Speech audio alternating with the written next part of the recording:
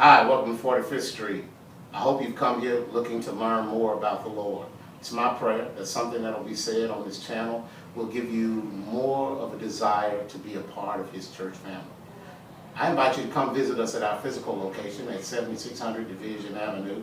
It's over in the East Lake community, or you can continue to find out more about us at 45bc.org. Well, here comes a sermon. My prayer is that it's a blessing to you. God bless you, and take care.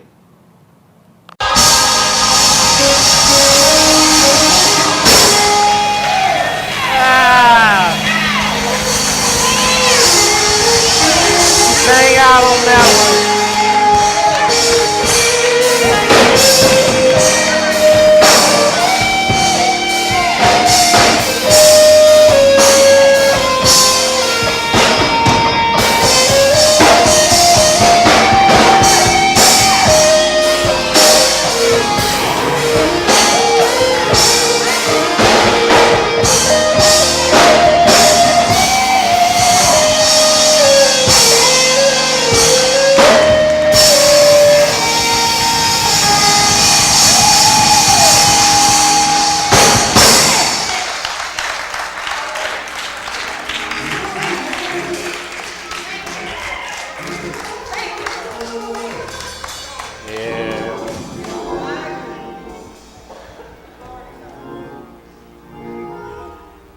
Sang a voice out on that one. Yeah. Sometimes the natural ability gets suppressed by the spirit.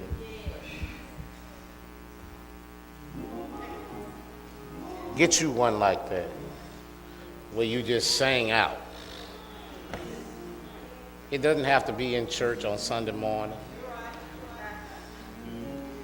Yeah, you can just do it around the house sometime. Have a dog looking at you strange. Yeah.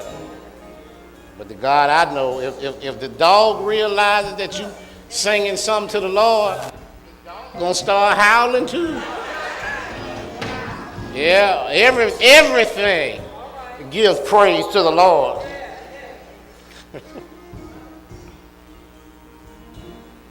We're in the 9th week of a sermon series that is centered on the 10 Commandments.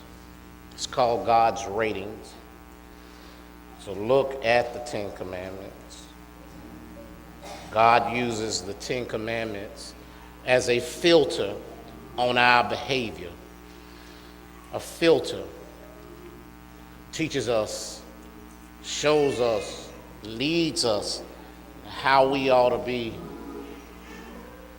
behave.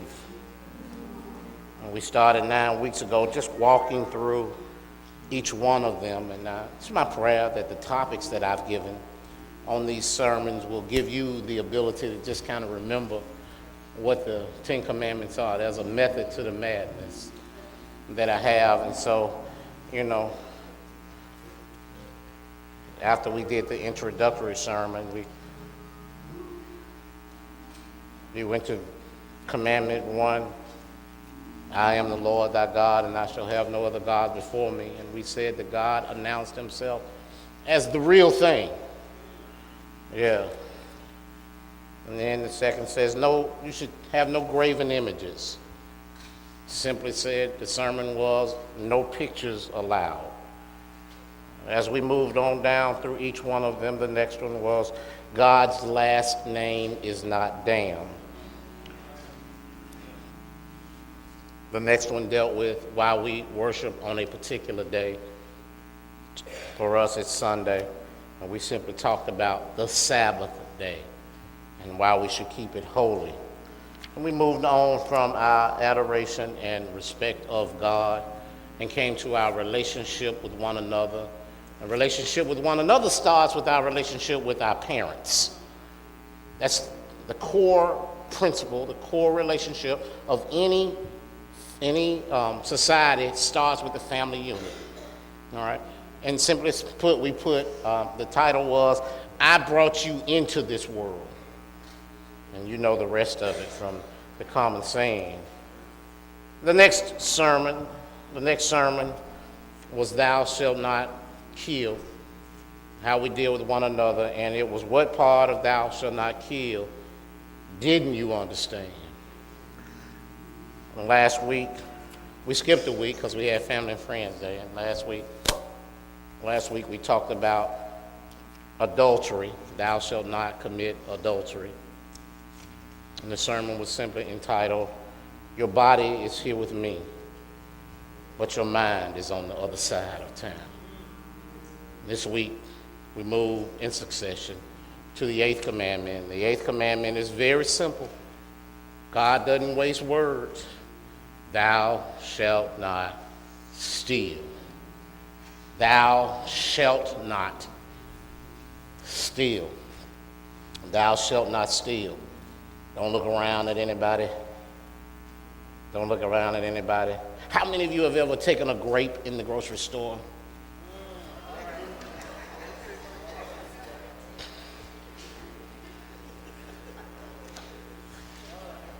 Yeah. How many of you have ever just pinched off one? You ain't gonna miss one.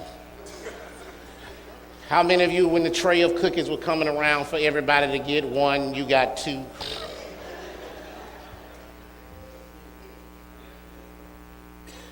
Look, this is, I think, in my preparation for this, we become desensitized to what stealing actually is. Yeah, we do. We become, because something, like going through the grocery store and you pinch a grape off.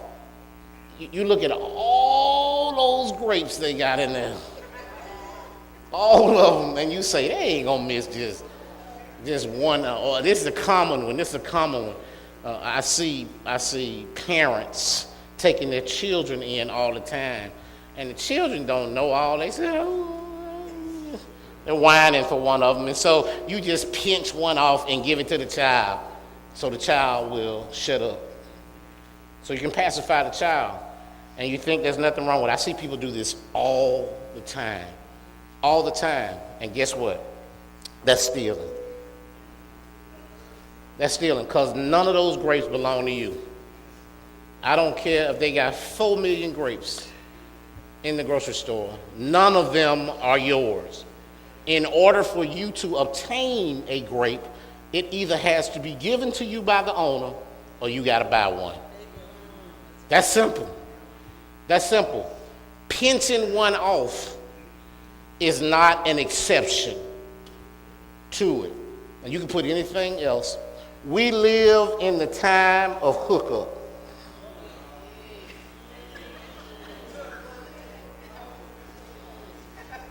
We do.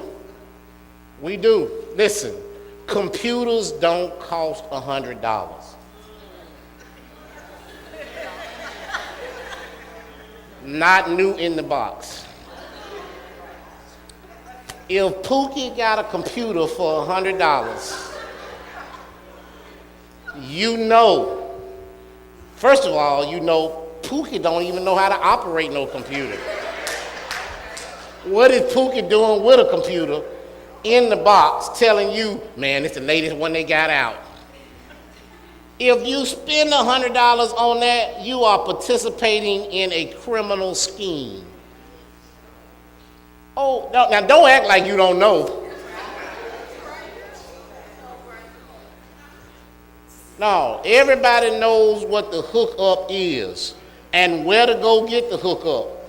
There is not a movie that comes out.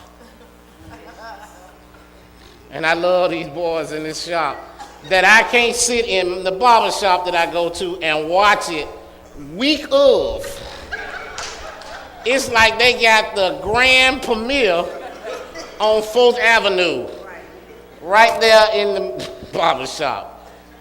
Somebody's stealing somewhere. We get desensitized to it. They had to shut down a whole practice of what they call file sharing on the computer. File sharing.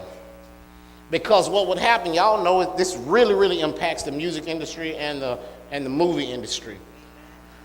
Yeah, they would send out, say, a trailer version or a screen-only version of a movie. And every movie that comes out, there are selected audiences of people who see it before the general public sees it.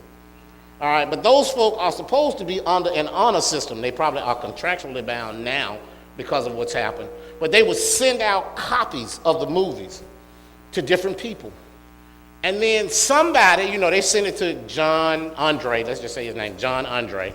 And John Andre's secretary or assistant would burn a copy of the screen-only movie and send a copy on the computer to somebody else. That's how you can get it's the movie. It's the movie, the actual movie. And that's how you can get them. See, it used to be, Andre had to sit in the movie theater and film. And that's why you could see folk walking around in the movie. But they don't have to do that no more. I mean, it's so sophisticated now they get the actual movie. Or the release date may have been in April in America, but it was released in Europe in February. So they get a copy of the one released in Europe. And some of those versions in Europe are in English. Yeah, some of them are. And they bring it back over here and they sell it before the pre-release date. It's stealing. It's stealing. But we become desensitized to it. And it's a problem. It's a problem. We had to talk about this a couple of weeks ago, Reggie and I, when he wrote The Friendliest Church. He wrote it. It's his original work product. He wrote the lyrics. He wrote the music. He produced it. Every bit of it started with Reggie. Reggie. Now we're about to use it, put it into the stream, and I assure you, you're going to go on the computer and find somebody else playing our song. All right? So we have to protect our song. Somebody's going to take it. Why? Because it sounds good. And other churches are going to say, we're going to be the friendliest church too. And they already got a song out there. It's going to happen, but it's stealing. Millions of dollars are lost every year over the theft of goods and services. One estimate says that 1 out of 52 shoppers takes something out of the supermarket, let's just say Walmart, 1 out of 52 that they didn't pay for.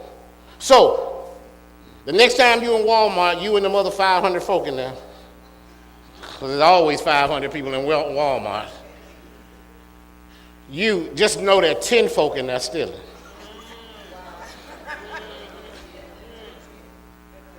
I didn't make the statistics. That's simply what it bears out. According to the U.S. Department of Commerce, 4 million people are caught shoplifting every year. 4 million. But for every one that's caught, 35 more got away. Stealing. What's tragic is that 10% of the folks who are shoplifting, only 10% of them come from what we would categorize as a low-income home. Only 10%, which means that 70% of the people who are stealing would come from what we would call a middle-class home. And 20% are considered wealthy. But they steal. Regardless of the reason, stealing is wrong. Is it okay to steal if you are hungry? No. No, it's not. It's not. It's still a violation if you steal when you're hungry. And in our community, there are enough free places to eat that nobody has to steal. Is it emotional when somebody steals because they're hungry? Yes. Does it pull on you emotionally? Yes. Is it wrong? Yes. You can't justify a wrong because you feel sorry for somebody. And that's what's happened in our community. God knew what he was making when he made us. And he knew that if he gave us free will, there would be times when we would want something that did not belong to us. And so he made a law that says you cannot take somebody else's stuff. You may not steal. Why? Let's run through this real quick and let's get you going today. Why? The first reason is because stealing violates the law. It violates the law. It violates God's law first. Thou shalt not steal. Stealing violates the law. All right? There's a correct way to gain and an incorrect way to gain. Gain, that means to get things to benefit you. Gain, G-A-I-N. There's a correct way to do it and an incorrect way to do it. Two correct ways to gain. All right? God has authorized two primary methods for us to legitimately increase our possessions. Legitimately increase our possessions. Whenever we engage in these two areas, we gain, we're doing it the right way. All right? The first one is as a reward for work. As a reward for work. And reward might be a strong, maybe compensation. All right? That's the first way. Stealing violates the law, but there's a correct way for you to gain and increase your possessions. And the first correct way is as a reward for work. Contrary to misinformation, work is not bad.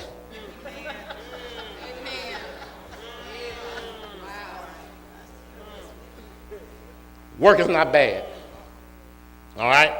God intended for us to work. In fact, before the fall of man in the garden, man was already working and being rewarded. In exchange for you being allowed to live in this garden we call Eden, this is your job. Take care of Eden. Take care of the animals who live in Eden. Keep things in order. You're the highest, so you take care of everything else. That's our job. As a reward for that, you can enjoy the bounty of Eden. All right? The only thing that changed now is when we got put out of the Garden of Eden is we no longer have that idyllic setting. And then we were going to have to learn how to plant and grow our own stuff. God didn't just let it grow abundantly. We had to learn how to scratch the dirt and put something in it and let it come up. And still God blesses us in that. And so this economy we have is now based on who can get the most, the fastest, and sell it to everybody else. That's what it is. That's what we live in today. You hear all these folk talking about living in a socialist setting as opposed to the kind of setting we have. The socialist setting says that we'll plant crops and everybody will share it. That's all. We'll plant it. Everybody gets a little piece of it. You need a bowl of rice, you get a bowl of rice. A capitalist setting, which is what we live in the United States, says that the fastest man, the biggest man, the richest man, if he plants all the rice, he gets the right to set the price on the rice. And everybody else got to buy it from him. That's what we are. But that's why some people are very, very rich, and other people are very, very not rich. And most of us are in the middle somewhere. In the middle. But that's a correct way to gain. There's nothing wrong about being rich. Nothing. Who in here don't want to be rich? Right. There's nothing wrong with it. How to become rich is the issue. How you get there is the problem. Can you do it? Can you do it ethically and without ruining other people? That becomes the issue. So, as a reward for work, the second way, by receiving a gift. You either gain by work or by gift. Most of the rich people in our country got it because somebody died. And that's right. The richest woman in Alabama right now, I think her name is Margaret Harbert. Harbert Construction Company. She became the richest woman because her husband was the richest man. He no longer lives. So now she's the richest woman. Yeah. Yeah. I'm gonna be comical and say there's a third way, but it ain't the right way to do it. All right. It's called you get half in divorce courts. All right. That's another way you can come up. Oh, that's what's happening right now. Yeah, that's what's happening. I can't speak to how complex that issue is. All I know is you just need to be able to have the right lawyer. That's how people gain. If the court gives it to you, it's all right. Nothing wrong with it. All right, so you can gain by reward for work, receiving a gift. Both of those are legitimate. But there's corrupt ways. There are corrupt ways of getting gain. Corrupt ways. By taking stuff that doesn't belong to us and having it as our own. It's also known as stealing. This gets very complex. Very complex. Very complex because man is evil. And man will come take yours and figure out a way to convince everybody that it's his. Man will let you work on some land for 20 years. And then go to court and take that land from you by saying you never met the prescriptive period of time to get it. Man can be inherently evil. And so I don't want to get too deep into this because calling something wrong gets very complex and emotional. Yeah, but let's just say you can work for it or you can be given it as a gift, but there are also corrupt ways of getting gain. Let me say this to you. Doing an illegal act and calling it work doesn't validate it and make it good. What do you mean, Reverend Sparks? You can't sell drugs and say that the profit from it is going to take care of your family. That's still wrong. All right? So an illegal act does not support it being a reward for work, if that makes sense. Wrong is wrong, and you can't make wrong right, no matter how you talk it up. I hear a lot of people talk about this. They use incorrectly the terminology by any means necessary. The Bible absolutely forbids by any means necessary, only by proper means. All right? So, stealing violates the law. Stealing also violates loyalty. Yeah, it violates loyalty. First, as an employee. Employee thefts cost companies billions of dollars every year. Billions of dollars every year. Imagine how much money the company costs. Where's Art Bailey? Yeah. Just because you're in here. All right? Imagine, Art, if every employee at Coke took a Coke home every day when they left work. Every one of them took one Coke home every day.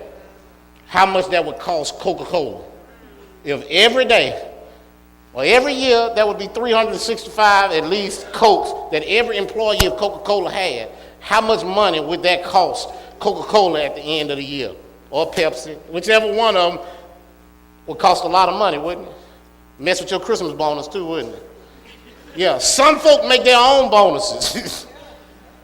Yeah, but guess what? Guess what? It's stealing. It is. It's stealing. As an employee, stealing from your employer costs us about $120 billion a year in this country. Now, in case you are feeling a little squirmy right now, the USA Today said 48% of all American workers took something from an employer last year. Something. Let's talk about that something. Yeah, because sometimes we forget what something look like. Yeah, like pens. Oh, some of us got buckets of pens. Boxes ain't never been opened before. Reams of paper. Yeah. Is it stealing if you take the church program to work and Xerox it on the Xerox machine at work, even if it is for church? Yes. Yes, it's stealing. But let's get closer. What if you just design the program on the computer at work? Oh, is that stealing too? Yes. Because you were hired to work on that job, all right? Not to do church work on the job. And then you get mad and want to file a grievance because they don't like the Lord. They don't like the Lord. Anti-religious, evil folk around here. I can't work here no more. Yeah. We take stuff home that we shouldn't be taking home without the employer's knowledge. Some folk just take money. Just forget the rest of it. I'm just going. Just take money. How about you don't take a dime, you just use your influence? This is a big issue. You just use your influence to get something done that wouldn't otherwise have been done except for the fact that that was your cousin that you used it on. Is that stealing? Yeah. Yeah, that's stealing. That's stealing. For example, you go to one of the department stores around here and the sales price says ABC, but your cousin gives you their 20% employee discount.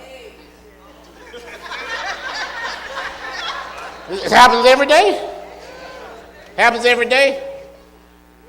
The answer is it stealing? And the answer is yes. Yes, it's absolutely stealing.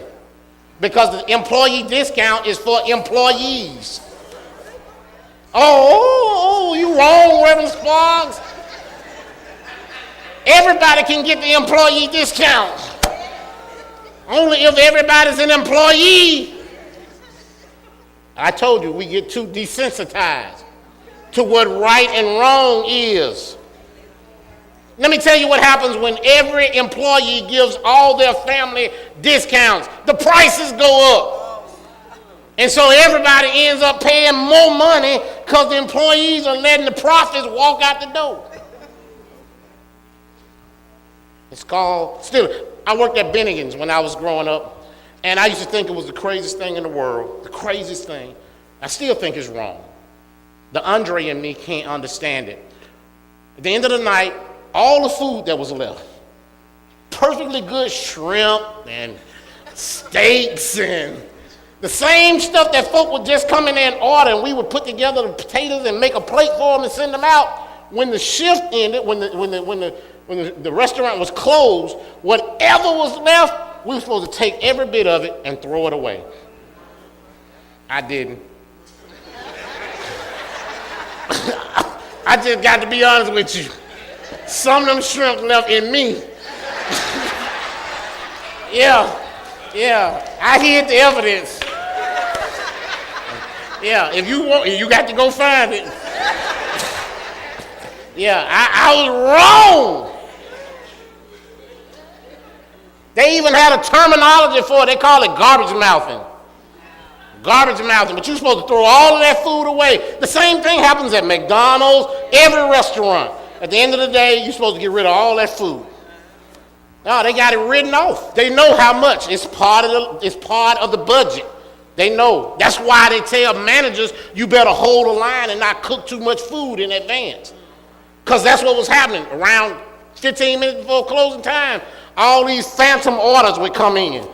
And the managers would go in and cook up by 15 Big Macs and orders of fries. And so then they would close and all the employees would walk home fat.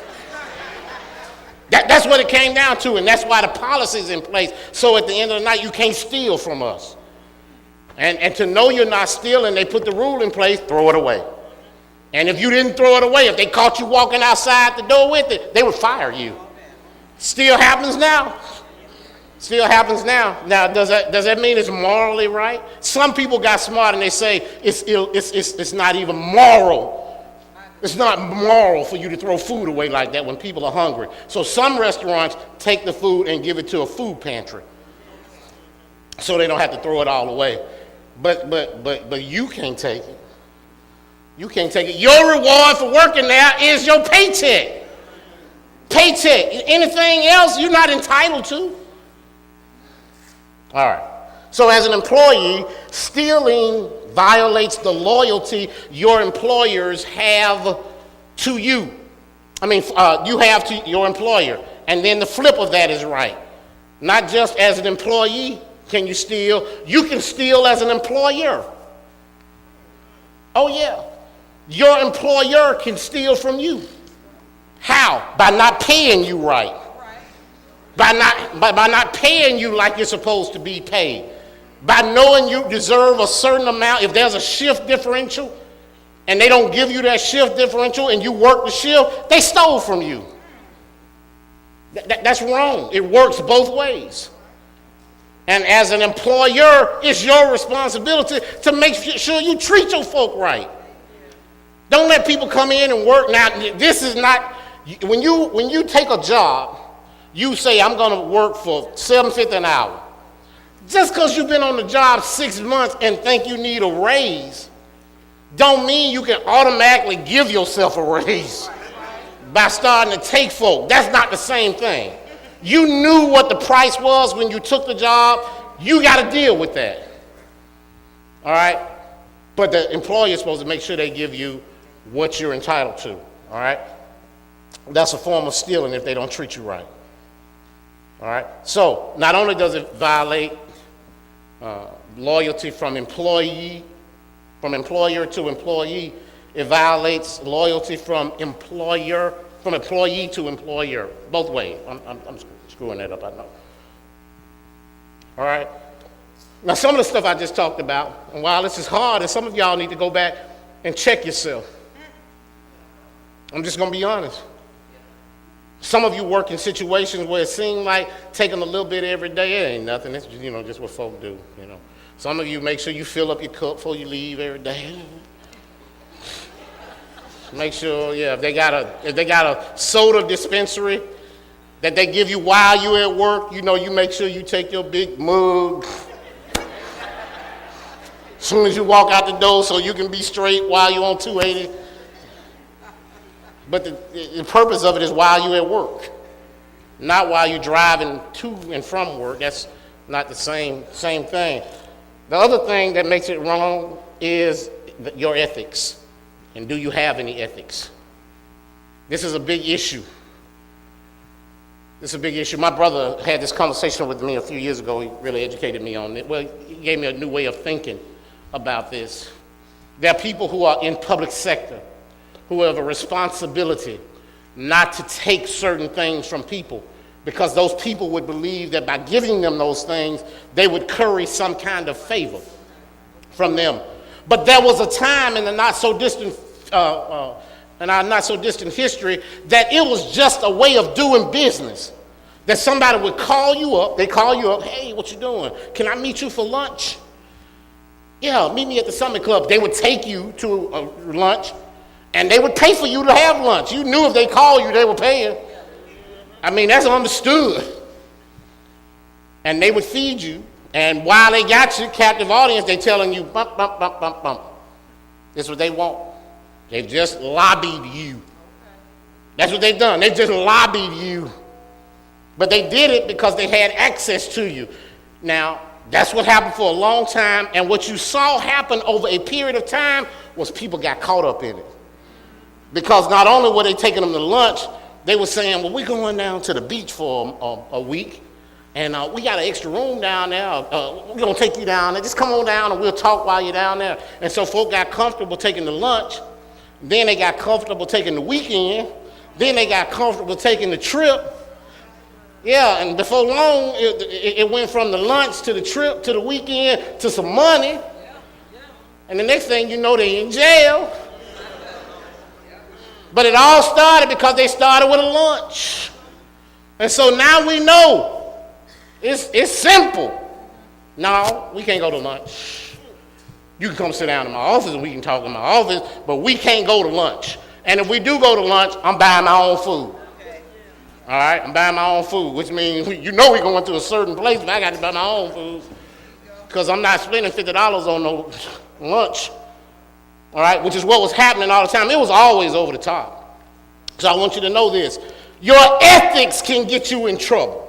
If you get paid off the public money, you got to tell the public, I'm responding appropriately. And every year, we have to fill out an ethics compliance form where we have to talk about who we are, who our family is, where our daughters work, our sons work, who my mother-in-law is. Every year, certain people in here know that. They have to fill out those compliance forms. Yeah, why? Because people have a right to know what's happening with the public money that's going on. And you know this, it's always the cousin of a friend that gets the hook up anyway. So ethics, you can steal if your ethics aren't in place. All right? The last thing is this. Not only does stealing violate the law, not only does it violate loyalty, but last but not least, you need to know that stealing violates God's love. How does it violate heavenly love? All right, when you steal. Well, we had a vivid example a minute ago. Some people keep trying to come up on God's money. I didn't even hear no clapping or nothing on that one. Yeah, I'm going to say that one more time and see if I can get an amen or something. Some people keep trying to come up on God's money. Because do you know that the money you earn, and if I did a quiz right now, and I would ask you, what percentage of the money you earn belongs to God? And most of you would holler out, 10%. But the answer is 100%. Every dime you earn belongs to the Lord. He just asked you to give him a 10% handling fee. And it starts there. That's all. Just 10%. It's all mine. God says it's all mine. I'm giving it to you, and for an administrative processing fee of 10%. I'll let you have the other 90% to do what you want. And look at this. There's a blessing. If you give me the 10% back, I'll bless the 90%. Woo! That's a bargain. Because he could be the kind of God who required half. Look, even the IRS want 30-some%. Even the government wants 30-some%. Why you think all these rich boys keep talking about a flat tax? Guess what they want to do? They want to tithe to the United States. That's what they want to do. They want a 10% flat tax on all income.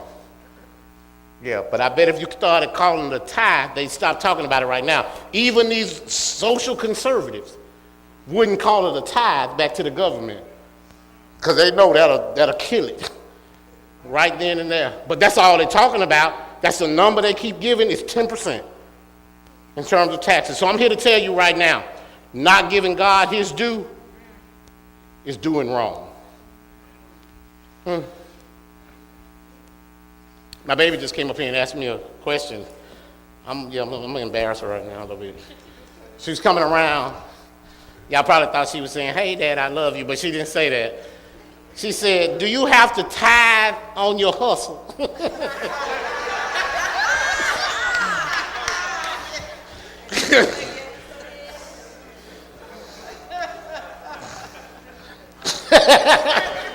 Brittany's braids hair.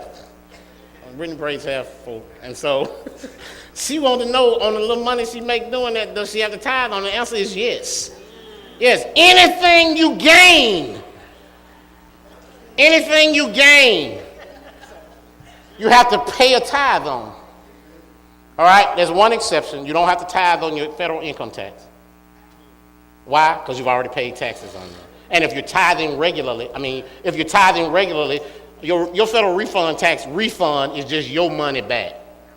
All right, you just gave the government some saving, that's all, and they're giving it back to you, so you don't have to re-tithe on that. If you're tithing in the first place, you got to be tithing in the first place in order for that to work. So you can steal if you keep God's time. You can also steal if you're stealing time. Time.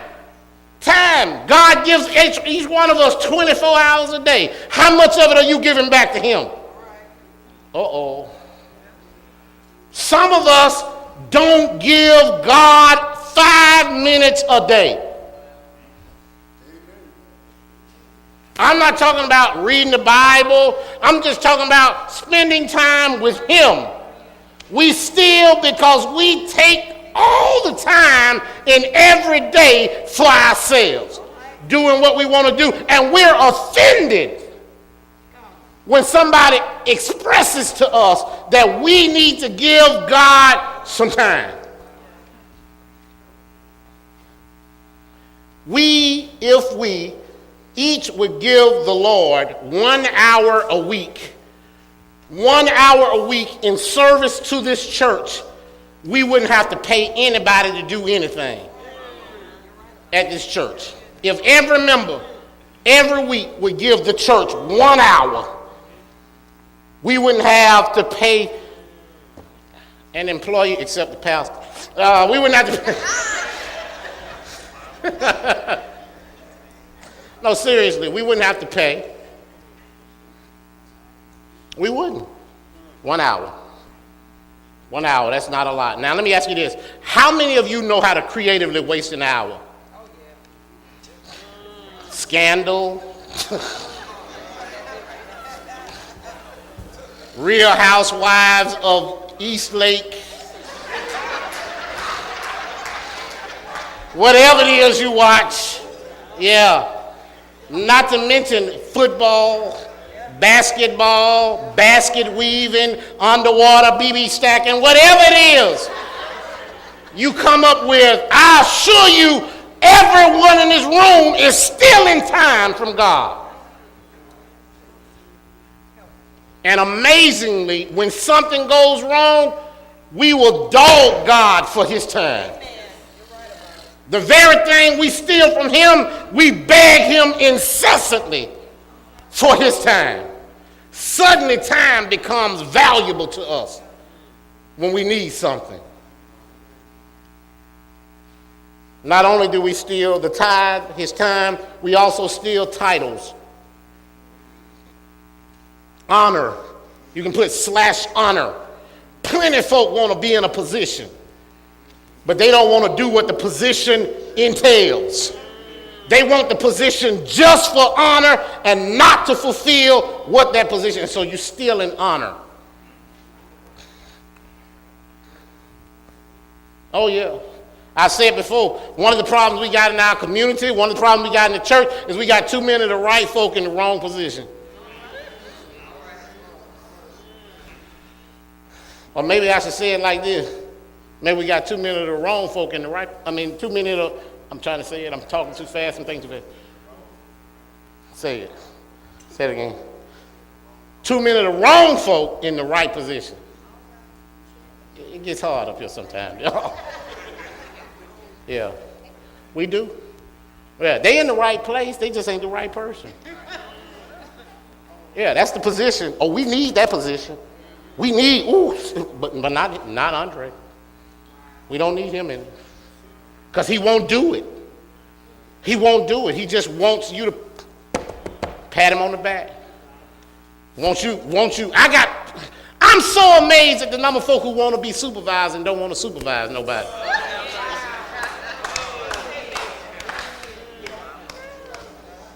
Everybody wants to be a supervisor, but they don't want to supervise anybody. Listen, that's what management is. You the man when you in management. Yeah, the folk you used to rub elbows with and steal and cheat and time and all that with, now you got to supervise them. And nobody wants to do it, and that's the problem. That's the problem. Yeah, they're going to be mad at you because you know what they used to do because you used to do it with them. But you can't get the bump up in pay if you ain't willing to deal with the stress that comes with it. So we'll get the position, the honor, congratulations. All right, congratulations. Now this is our new department manager. Next thing you know, they ain't doing the job. Just stealing the title, stealing the honor. Showing up for managers meeting, but ain't managing. So we steal titles. And the last thing we do is, y'all gonna be mad at me when I say this, but that's all right. I would be stealing the pulpit if I didn't say it. All right, stealing talents. Stealing talents. All right, we do it. Because God has blessed us with everything we need in this church. And it's right there in the pulpit. But if you ain't using it, if God has blessed you with the ability to sing and you won't get in the choir, you're stealing. You're stealing. You're stealing from him. Yeah, because he's given you what other folk haven't been given. If God has blessed you with the ability to lead and you won't lead, if God has blessed you with the ability to be hospitable and you won't help folk, if God has blessed you with anything that you're not using for him, you're stealing from God. You are. And it's no mistake that God gave it to you. He specifically gave it to you because he specifically didn't give it to somebody else. So it was intentional that you were blessed with whatever it is you've been blessed with, and you ought to be using it in service for the Lord. And if you're not doing that, you are stealing. This ain't just about grapes in the grocery store. No, this is about grace in your life that he's given you. He's blessed you. And some of you almost stealing salvation. Trying to sneak up like you snuck up behind the cross.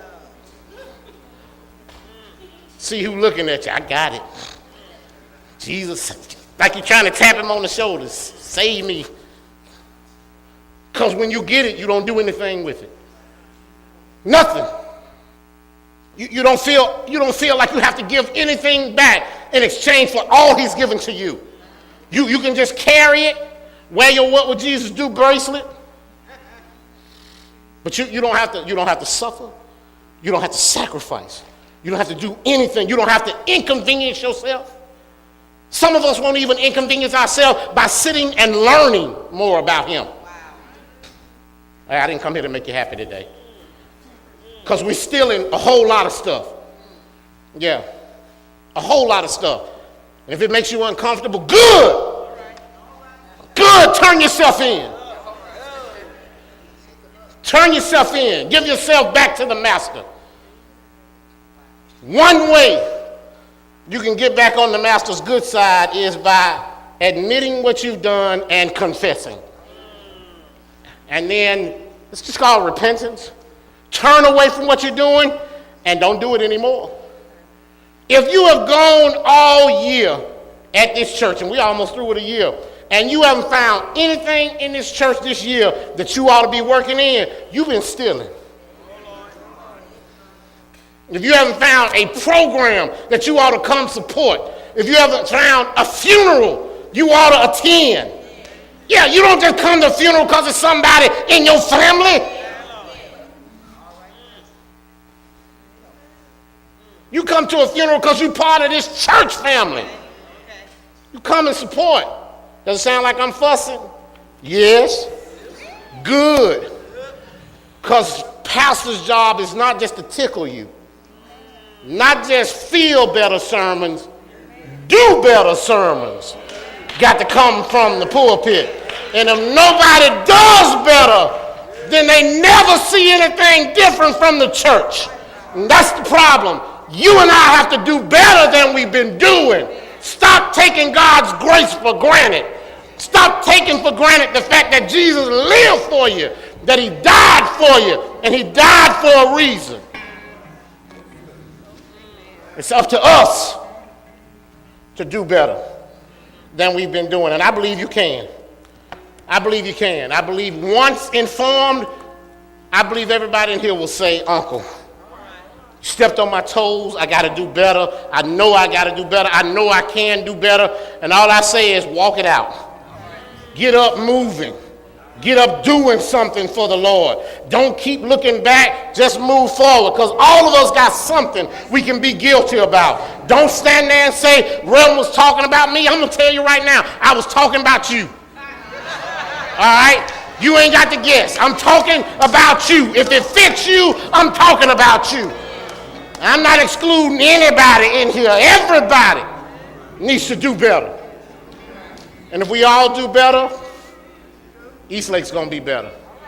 45th Street is going to be better. Our families are going to be better. But it all starts with the cross, y'all. Do you believe that he didn't have to come die for us? Do you believe that he did it anyway?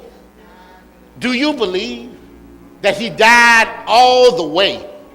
All the way. Not partially. No, your salvation was bought by the death of Jesus Christ. He died all the way.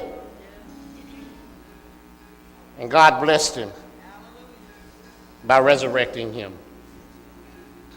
So you have a precious, precious gift from the Lord. Don't violate it by stealing it. Don't violate it by tarnishing it. Make it worth its full weight. Just like he stayed on the cross and he bore the weight of all of our sins, let your salvation bear the weight of the grace he's put on you. Get up and help somebody. Get up and love somebody. Do something out of your way.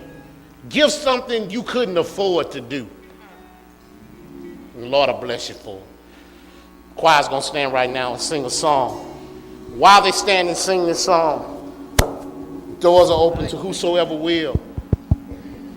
I know somebody's in here that needs to acknowledge the salvation. Today's the day. You're not promised tomorrow. You can't steal tomorrow. It's not promised.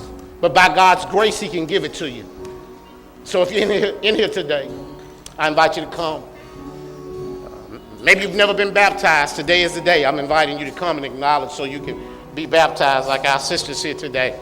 Maybe you've been a part of another church family. You've been looking for somewhere to express your gifts and use what God has blessed you with. I suggest trying here. We'll help you as much as we can.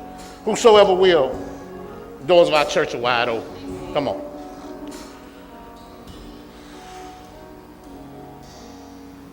Well, there you have it. My prayer is that this sermon, this message has been a blessing to you. If you desire more information about 45th Street or any information you need about the Lord, I invite you to visit us at our website, 45bc.org, or come see us in our church home at 7600 Division Avenue. Again, my name is Andre Sparks, and I can't wait to see you.